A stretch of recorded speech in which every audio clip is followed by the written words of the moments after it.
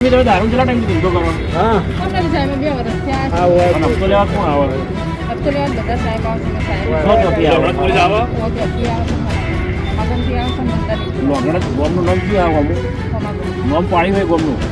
ગોમમાં એ તો અમે બધા હોમાં લોગણ બોલો.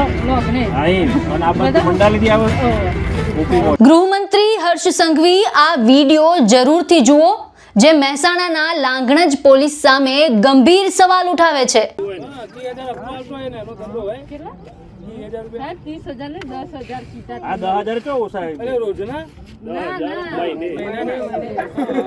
તમે જે કરો એનાથી મતલબ હવે બંધ કર્યો અમે સુધારો નહીં પીતા અત્યાર સુધી નતા પીતા પણ આજે સીધા શું વેપાર કરવાનો નતો નહીં પીતા.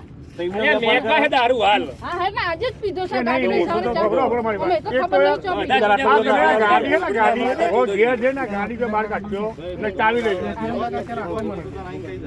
ખબર નહીં તું અક્કલ લેતો બંધ ખાલે તો કરી જાય દારૂ બાટલા બતાવો મારા નહીં તો પીઆઈ ના જોડી હેડ અને તું બતાવી જો જેને બતાવો મારે 112 ની નોકરી એમ દી લેતા કહી દઉં ફોન કરીને તો જ મારા આપવાનું મારો કોઈ વિશ્વાસ મહેસાણાના લાંગણજ પોલીસ સ્ટેશનનો એક વિડીયો હાલ ગુજરાતમાં ચર્ચાનો વિષય બન્યો છે, કારણ કે આ વિડીયો માત્ર એક અકસ્માતનો નથી, પરંતુ પોલીસ તંત્રની કામગીરી સામે ગંભીર સવાલ ઊભા કરતો વિડીયો છે. ઘટના આંબલિયાસણ બસ સ્ટેશન નજીકની છે. આરોપ છે કે ગૌતમ કુમાર અંબાલાલ પટેલ નામનો કાર ચાલક દારૂના નશામાં પૂરપાટ ઝડપે કાર હંકારી રહ્યો હતો અને આ દરમિયાન કાર છે તે બેકાબુ બની અને 3 થી 4 નિર્દોષ લોકોને અડફેટે લીધા.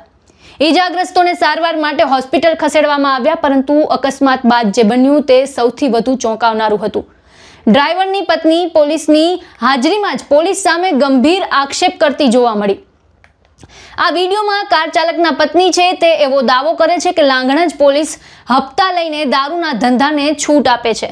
મહિલાના આ દાવાની અમે સ્વતંત્ર રીતે પુષ્ટિ નથી કરતા, પરંતુ વિડીયો હાલ ઝડપથી વાયરલ થઈ રહ્યો છે અને પોલીસની કામગીરી પર પણ અનેક સવાલ ઊભા કરી રહ્યો છે. આ મહિલાના આક્ષેપ બાદ સ્થાનિક લોકોમાં પણ ભારે રોષ જોવા મળી રહ્યો છે. કેટલાક લોકોએ તો એવો પણ દાવો કર્યો કે છેલ્લા 2 વર્ષથી વિસ્તારમાં દારૂ અને જુગારના ગેરકાયદેસર ધંધા સામે અસરકારક કાર્યવાહી થતી નથી. સૌથી પહેલા આ વિડીયો જુઓ. એની વાત નહીં પેલો ભાઈ નિર્દોષ મારી જતો હતો. ઇંગ્લિશ નો દારૂ નો વેપાર કરો દેશી દેશી માટલું ઘેર જ રાખો. બરાબર તમે હું જો આ ભાઈ કોઈ કોના દુશ્મન નહીં, પણ આ ભાઈએ 3 જણને વગાડ્યું અને વગાડવા એટલે પેલા કાકાનું નથી તો એમના જોડે આ દબાઈ જોતી હું હૃદય તો કોણ આપણો ભાઈ આપણો અરે નહીં એલામેન્ટ વાળો એના વીલ એલામેન્ટ એનું બોર્ડ અને કાકા બેના વચ્ચે આવી ગયા બધું નસીબ એટલે હું જોઈને લાવી યાર બોલવું પડે વિકાંત તો ફોન હા એને બાબા ફોન નહીં એમ નહીં હવે પેલા ભાઈને થોડો પૈસાનો ટેકો કરજો. એ ફૂટની લારી વેપાર કરો અને કોઈને નિર્દોષ ના મારી નાખતો. શું કહેવાય છે 10,000 હપ્તો હાલો શું હાલો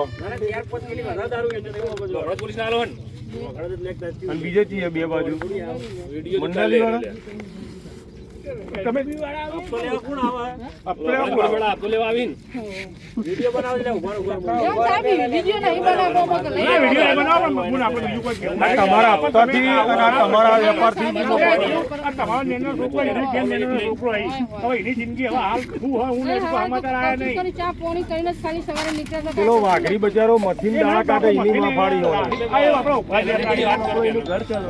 હવે સવાલ સીધા પોલીસ તંત્રને છે. જો વિસ્તારમાં દારૂ સરળતાથી ઉપલબ્ધ હતો તો તેની જવાબદારી કોની રહેશે? જો પોલીસ સામે હપ્તાખોરીના આક્ષેપો થઈ રહ્યા છે તો શું તેની નિષ્પક્ષ તપાસ થશે? અને જો આક્ષેપોમાં સત્યતા હશે તો શું જવાબદાર પોલીસ કર્મચારીઓ સામે કડક કાર્યવાહી થશે? આ સવાલો એટલા માટે મહત્વના છે કારણ કે દારૂના નશામાં એક વ્યક્તિએ અનેક લોકોના જીવ છે તે જોખમમાં મૂકી દીધા, અને જે કાયદાનું રક્ષણ કરે છે તે પોલીસ જો આવા દૂષણો સામે આંખ આડા કાન કરતી હોય તો પછી જનતાએ કોની પાસે અપેક્ષા રાખવાની? આ સમગ્ર મામલે શું ઉચ્ચ સ્તરીય તપાસ થશે? શું લાંગણજ પોલીસ સ્ટેશનના કામકાજની સમીક્ષા થશે? શું આક્ષેપો પાછળનું સત્ય જનતા સામે આવશે? હાલ તો આ સમગ્ર મુદ્દાને લઈને નિષ્પક્ષ તપાસ થાય તેના બાદ જ હકીકત સ્પષ્ટ થાય. પરંતુ એક વાત ચોક્કસ છે કે આ વાયરલ વિડીયોએ પોલીસની વિશ્વસનીયતા છે તેને અંગે ગંભીર ચર્ચા જગાવી છે અને હવે સમગ્ર ગુજરાતની નજર તેની જે તપાસ થશે તેના પરિણામ પર રહેશે. આ સમગ્ર મુદ્દાને લઈને આપના શું વિચાર છે અમને કમેન્ટ બોક્સમાં જણાવો અને તમામ ન્યૂઝ અપડેટ માટે અમારી સાથે જોડાયેલા રહો.